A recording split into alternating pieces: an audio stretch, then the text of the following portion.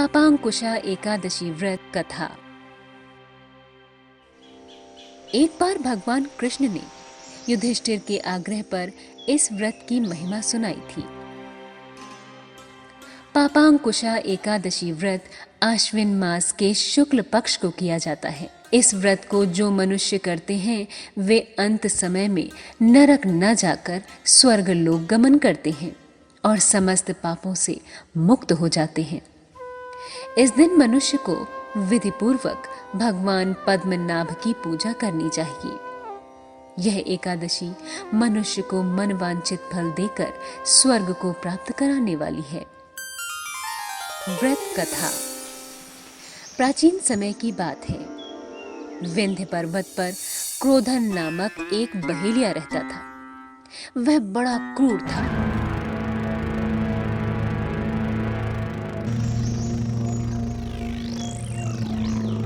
वो अपना जीवन हिंसा, लूटपाट, मद्यपान और गलत संगति में ही बिताता था।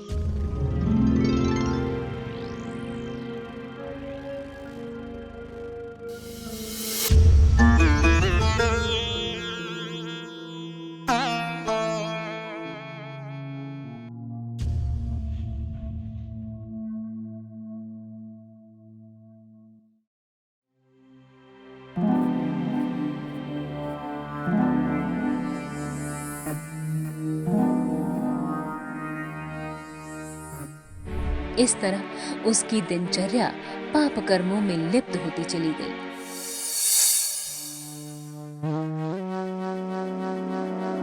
समय बीतता गया और फिर वह बूढ़ा हो गया। जब उसका अंतिम समय आया तब यमराज के दूत बहेलियों को लेने के लिए आए।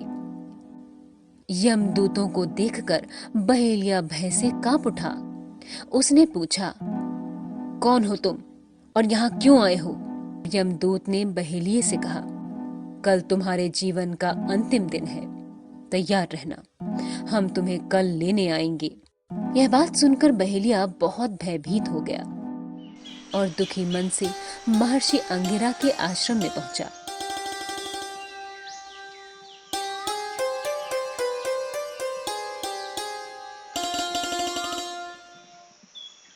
आश्रम जाकर वो महर्षि अंगिरा के चरणों में गिरकर प्रार्थना करने लगा।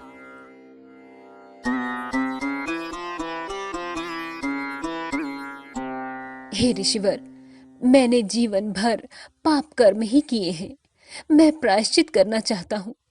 कृपा कर मुझे कोई ऐसा उपाय बताएं जिससे मेरे सारे पाप मिट जाएं और मोक्ष की प्राप्ति हो जाए। उसके निवेदन पर महर्षि अंगिरा ने उसे आश्विन शुक्ल की पापांकुशा एकादशी का व्रत विधि पूर्वक करने को कहा। महर्षि अंगिरा के कहे अनुसार उस बहेलिये ने यह व्रत किया और किए गए सारे पापों से छुटकारा पा लिया और इस व्रत पूजन के बल से भगवान की कृपा से वह विष्णु लोक को गया।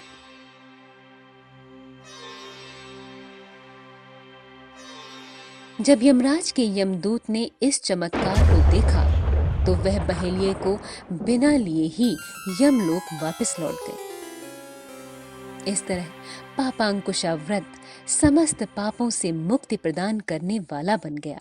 मनुष्य को बहुत दिनों तक कठोर तपस्या से जो फल मिलता है वह फल भगवान गरुड़ ध्वज को नमस्कार करने से प्राप्त हो जाता है। जो मनुष्य अज्ञानवश अनेक पाप करते हैं परंतु हरि को नमस्कार करते हैं वे नरक में नहीं जाते।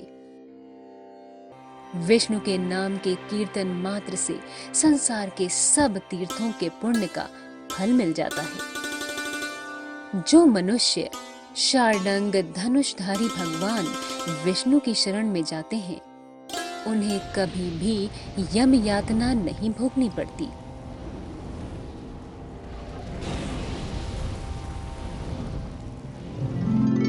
जो मनुष्य वैष्णव होकर शिव की ओर, शैव होकर विष्णु की निंदा करते हैं वे अवश्य नरकवासी होते हैं। सहस्त्रों वाजपेय और अश्वमेघ यज्ञों से जो फल प्राप्त होता है वह एकादशी के व्रत के 16वें भाग के बराबर भी नहीं होता है। संसार में एकादशी के बराबर कोई पुण्य नहीं, इसके बराबर पवित्र तीनों लोकों में कुछ भी नहीं। इस एकादशी के बराबर कोई व्रत नहीं। जब तक मनुष्य पद्मनाभ की एकादशी का व्रत नहीं करते हैं तब तक उनकी देह में पाप वास करते हैं। हे राजेंद्र, यह एकादशी स्वर्ग, मोक्ष, आरोग्यता, सुंदर स्त्री तथा अन्न और धन देने वाली है।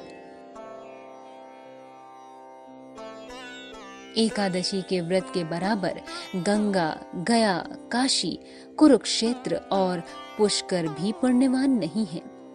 हरिवासर तथा एकादशी का व्रत करने और जागरण करने से सहज ही मनुष्य विष्णु पद को प्राप्त होता है। इस व्रत के करने वाले 10 पीढ़ी मातृपक्ष, 10 पीढ़ी पितृपक्ष, 10 पीढ़ी स्त्री पक्ष तथा 10 पीढ़ी मित्र पक्ष का उद्धार कर देते हैं। वे दिव्य देह धारण कर चतुर्भुज रूप हो, पीतांबर पहने और हाथ में माला लेकर गरुड़ पर चढ़कर विष्णु लोक को जाते हैं। बाल्यावस्था, युवावस्था और वृद्धावस्था में इस व्रत को करने से पापी मनुष्य भी दुर्गति को प्राप्त न होकर सद्गति को प्राप्त होता है। आश्विन मास की शुक्ल पक्ष की इस पापांकुशा एकादशी का व्रत जो मनुष्य करते हैं वे अंत समय में हरिलोक को प्राप्त होते हैं तथा समस्त पापों से मुक्त हो जाते हैं। सोना, तिल, भूमि, गौ, अन्न, जल, छतरी तथा जूती दान करने से मनुष्य यमराज को नहीं देखता।